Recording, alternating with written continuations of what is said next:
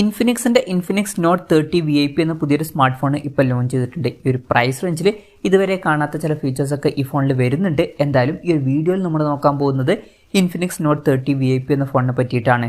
ആദ്യം നമ്മൾ ഫീച്ചേഴ്സും കാര്യങ്ങളൊക്കെ നോക്കുകയാണെന്നുണ്ടെങ്കിൽ ഡിസ്പ്ലേയുടെ കാര്യത്തിൽ ഇൻഫിനിക്സ് നോട്ട് 30 VIPയിൽ 6.6 ഇഞ്ചിൻ്റെ ഫുൾ HD+ ഡിസ്പ്ലേ കൊടുത്തിട്ടുണ്ട്.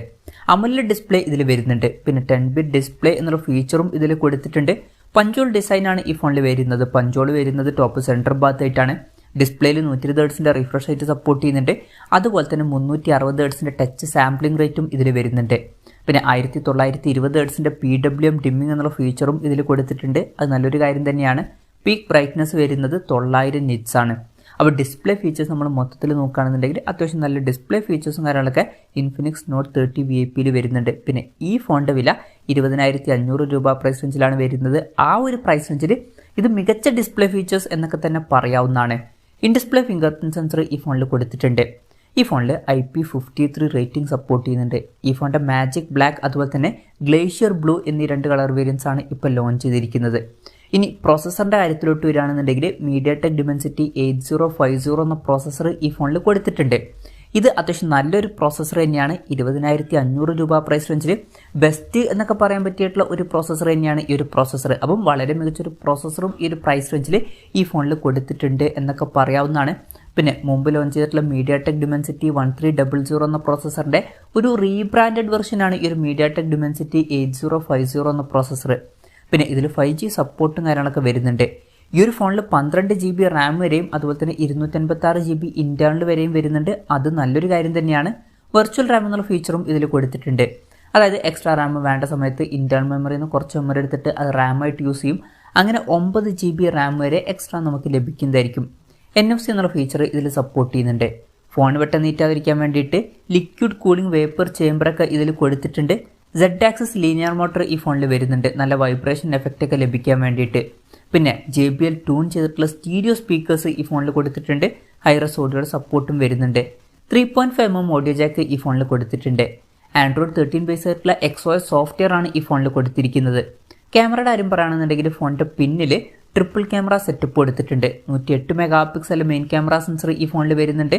പിന്നെ 2 MP ഡെപ്ത് സെൻസറും അതുപോലെ തന്നെ 2 MP മാക്രോ ലെൻസും കൊടുത്തിട്ടുണ്ട്. മെയിൻ ക്യാമറ സെൻസറിൽ 108 MP ഒക്കെ വരുന്നുണ്ട്. പക്ഷേ ശ്രദ്ധിക്കേണ്ട ഒരു കാര്യം, ബാക്ക് ക്യാമറയിൽ അൾട്രാ വൈഡ് ആംഗിൾ ലെൻസ് വരുന്നില്ല. ഈ ഒരു പ്രൈസ് റേഞ്ചിലൊക്കെ നമ്മൾ ക്യാമറയിൽ അൾട്രാ വൈഡ് ആംഗിൾ ലെൻസും കാര്യങ്ങളൊക്കെ എക്സ്പെക്ട് ചെയ്യുന്നുണ്ട്. പക്ഷേ ഈ ഫോണിൽ അൾട്രാ വൈഡ് ആംഗിൾ ലെൻസ് വരുന്നില്ല. ആ ഒരു കാര്യം ശ്രദ്ധിക്കണം. പിന്നെ ഫ്രണ്ടിൽ 32 MP സെൽഫി ക്യാമറയും കൊടുത്തിട്ടുണ്ട്. പിന്നെ ബാറ്ററിയുടെ കാര്യം പറയുകയാണെന്നുണ്ടെങ്കിൽ 5000 mAh ബാറ്ററിയാണ് ഈ ഫോണിൽ വരുന്നത്. 68 വാട്ടിൻ്റെ ഫാസ്റ്റ് ചാർജിങ് സപ്പോർട്ട് ചെയ്യുന്നുണ്ട്. എടുത്തു പറയേണ്ട ഒരു കാര്യമെന്ന് പറയുന്നത് ഇതിൽ വയർലെസ് ചാർജിങ് സപ്പോർട്ട് ചെയ്യുന്നുണ്ട്. പല ഫോണുകളും കൊടുക്കുന്നത് പോലെ 15 വാട്ടിൻ്റെ വയർലെസ് ചാർജിങ് ഒന്നുമല്ല ഇതിൽ സപ്പോർട്ട് ചെയ്യുന്നത്. 50 വാട്ടിൻ്റെ വയർലെസ് ചാർജിങ് സപ്പോർട്ട് വരുന്നുണ്ട്. പൊതുവേ ഈ ഒരു 20,500 രൂപ പ്രൈസ് റേഞ്ചിൽ നമുക്ക് വയർലെസ് ചാർജിങ് എന്നുള്ള ഫീച്ചർ കിട്ടാറില്ല. ആ ഒരു ടൈമിൽ ഇതിൽ 50 വാട്ടിൻ്റെ വയർലെസ് ചാർജിങ് കൊടുത്തിട്ടുണ്ട്. അപ്പം അത് എടുത്തു പറയേണ്ട ഒരു കാര്യം തന്നെയാണ്. Type-C ചാർജിംഗ് പോർട്ടും ഇതിൽ കൊടുത്തിട്ടുണ്ട്. പിന്നെ ബാറ്ററിയുടെ കാര്യത്തിൽ ബൈപ്പാസ് ചാർജിങ് എന്നുള്ള ഒരു ഫീച്ചറും കൂടി ഇതിൽ വരുന്നുണ്ട്. അതായത് 30% മുകളിലൊക്കെ ആയാൽ നമ്മൾ ഫോൺ കുത്തിയിട്ടിട്ട് ഗെയിമൊക്കെ കളിക്കുകയാണെന്നുണ്ടെങ്കിൽ ചാർജ് ഡയറക്റ്റ് ആയിട്ട് മദർ ബോർഡിലോട്ട് പോകുന്നതായിരിക്കും. അങ്ങനെയാണെന്നുണ്ടെങ്കിൽ ടെമ്പറേച്ചർ ഒരു 7% വരെയൊക്കെ കുറയുന്നതായിരിക്കും. അപ്പം അതും നല്ലൊരു ഫീച്ചറൊക്കെ തന്നെയാണ്. അപ്പം മികച്ചൊരു ബാറ്ററി സെറ്റപ്പ് ഈ ഒരു ഫോണിൽ കൊടുത്തിട്ടുണ്ട് ഈ ഒരു പ്രൈസ് റേഞ്ചിൽ. അപ്പം ഇതൊക്കെയാണ് ഫീച്ചേഴ്സിനെ പറ്റി പറയാനുള്ള കാര്യങ്ങൾ. പിന്നെ ഈ ഒരു സ്മാർട്ട് ഫോൺ ഇപ്പം ഇന്ത്യൻ മാർക്കറ്റിൽ ലോഞ്ച് ചെയ്തിട്ടില്ല. ഇപ്പം ഗ്ലോബൽ മാർക്കറ്റിലേക്കാണ് ലോഞ്ച് ചെയ്തിരിക്കുന്നത്. വിലയുടെ കാര്യം പറയുകയാണെന്നുണ്ടെങ്കിൽ ഈ ഒരു ഫോണിൻ്റെ വില വരുന്നത് $299 ആണ്. അതായത് 24,600 രൂപ പ്രൈസ് റേഞ്ചിൽ. ഫിലിപ്പൈൻസിൽ കുറച്ചും കൂടി കുറഞ്ഞ 20,500 രൂപ പ്രൈസ് റേഞ്ചിൽ ഈ ഫോൺ അവൈലബിൾ ആണ്. എന്തായാലും ഓവറോൾ നോക്കുകയാണെന്നുണ്ടെങ്കിൽ 20,500 രൂപ പ്രൈസ് റേഞ്ചിലൊക്കെ ഈ ഫോണിൽ വളരെ മികച്ച ഫീച്ചേഴ്സ് വരുന്നുണ്ട് എന്ന് പറയാവുന്നതാണ്. മികച്ച ഡിസ്പ്ലേ ഫീച്ചേഴ്സ് ഈ ഒരു പ്രൈസ് റേഞ്ചിൽ ഈ ഫോണിൽ വരുന്നുണ്ട്. അതുപോലെ തന്നെ ഈ ഒരു പ്രൈസ് റേഞ്ചിന് പറ്റിയിട്ടുള്ള മികച്ചൊരു പ്രോസസ്സർ കൊടുത്തിട്ടുണ്ട്. പിന്നെ ബാറ്ററി സെറ്റപ്പ് വളരെ മികച്ചതാണ് എന്ന് തന്നെ പറയാവുന്നതാണ്. പ്രത്യേകിച്ച് എടുത്തു പറയേണ്ട കാര്യം വയർലെസ് ചാർജിങ് പോലുള്ള ഫീച്ചേഴ്സൊക്കെ വരുന്നുണ്ട്. പിന്നെ ക്യാമറയിൽ അൾട്രാ വൈഡ് ആംഗിൾ ലെൻസ് വരുന്നില്ല എന്നുള്ളൊരു കാര്യം വരുന്നുണ്ട്. എന്നാലും മെയിൻ ക്യാമറ സെൻസറിൽ 108 MP ഒക്കെ കൊടുത്തിട്ടുണ്ട്. എന്തായാലും ഓവറോൾ നോക്കുമ്പോൾ ഈ ഒരു പ്രൈസ് റേഞ്ചിൽ ഈ ഫോണിൽ അത്യാവശ്യം നല്ല ഫീച്ചേഴ്സ് വരുന്നുണ്ട് എന്നൊക്കെ പറയാവുന്നതാണ്. ഇന്ത്യയിൽ ഈ ഫോൺ ലോഞ്ച് ചെയ്യുമെന്ന് വെച്ചാൽ ലോഞ്ച് ചെയ്യാൻ ചാൻസ് ഉണ്ട്. പക്ഷേ അതിനെ പറ്റിയിട്ടുള്ള കൺഫർമേഷൻസ് ഒന്നും ഇപ്പം പുറത്ത് വന്നിട്ടില്ല. അതിനെ പറ്റിയിട്ടുള്ള ന്യൂസുകളൊക്കെ പുറത്ത് വരുമ്പോൾ അതിനെ പറ്റിയിട്ടുള്ള വീഡിയോസൊക്കെ നമ്മൾ ചെയ്യുന്നതായിരിക്കും. അപ്പം അതുപോലുള്ള വീഡിയോസ് കാണാൻ താല്പര്യമുണ്ടെന്നുണ്ടെങ്കിൽ ഈ ചാനലും സബ്സ്ക്രൈബ് ചെയ്യാവുന്നതാണ്. എന്തായാലും ഇൻഫിനിക്സിൻ്റെ നോട്ട് 30 VIP എന്നുള്ള പുതിയൊരു സ്മാർട്ട് ഫോൺ ഇപ്പോൾ ലോഞ്ച് ചെയ്തിട്ടുണ്ട്.